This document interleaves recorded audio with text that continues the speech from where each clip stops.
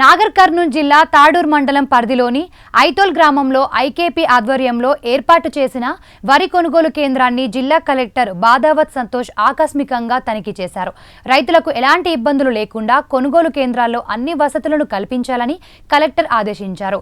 కొనుగోలు ప్రక్రియను చేపట్టిన 48 గంటల్లోనే రైతుల ఖాతాలో డబ్బులు జమ అయ్యేలా ఎప్పటికప్పుడు ఆన్లైన్ ప్రక్రియను పూర్తి చేసి వెంటనే రైతుల వివరాలను ఆన్లైన్లో అప్లోడ్ చేయాలని కలెక్టర్ సూచించారు.